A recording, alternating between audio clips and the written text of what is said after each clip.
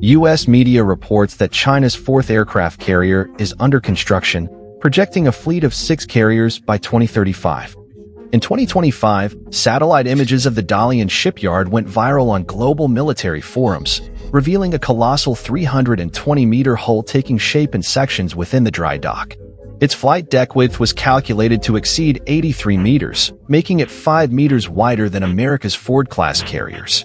The American magazine, The National Interest, promptly published an analysis confirming that China's fourth carrier will utilize nuclear propulsion, with reactor technology derived from the fourth-generation nuclear power plant at Sherdao Bay.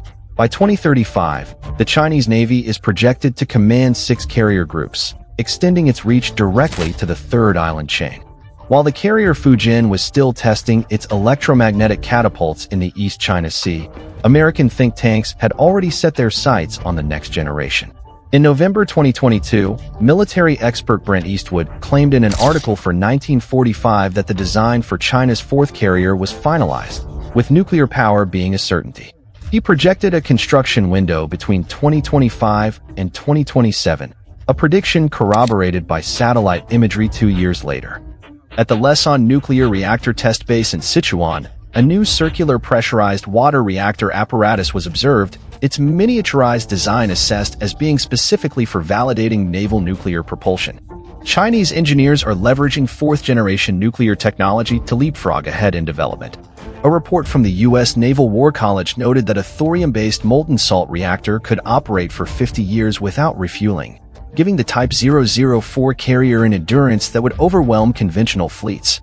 When questioned by foreign media, Naval Political Commissar Yuan Huaji responded with composure, stating that there are no technical bottlenecks and that information will be released in due course. Recent activity at the shipyard now substantiates this confidence. The Type 004's island is only about 21 meters long, 48% shorter than the Fujian's, and completely eliminates the funnel structure. Tests on a concrete model in Wuhan showed a 40% reduction in its radar cross-section and a 15% increase in aircraft parking space on the deck. For catapults traverse the flight deck, capable of simultaneously launching 30-ton J-15T fighters and 100-kilogram class drones.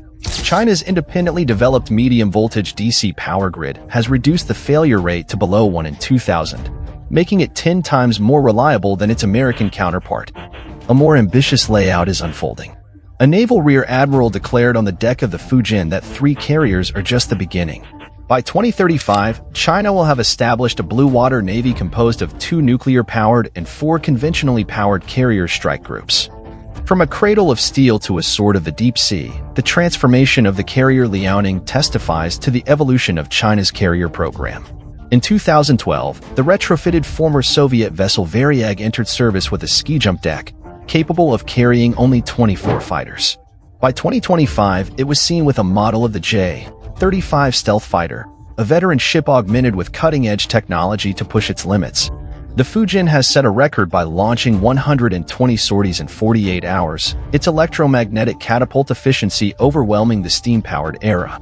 The Type 004 is expected to carry the KJ-600 AEW&C aircraft and 6th-generation carrier-based fighters, extending its detection radius to 800 kilometers. Its artificial intelligence command system will achieve decision-making speeds of 0.3 seconds. From the Huangpu River to the Pacific Ocean, China traversed in 12 years a journey that took other nations half a century. The French publication Metadefense remarked that when a Chinese carrier rescued a distressed Japanese crew, the aircraft carrier transformed from a symbol of military force into a guardian of order. Facing global speculation about nuclear power, Ministry of Defense spokesperson Zhang Xiaojiang calmly refuted the rumors as pure conjecture, stating that they only consider national security needs. After all, a nuclear-powered carrier costs over 40% more than a conventional one. A single U.S. Ford-class carrier costs $13 billion, whereas the cost of China's Fujian is merely one-third of that. More critically, about 80% of the Chinese Navy's current combat and presence missions are still concentrated within the first and second island chains.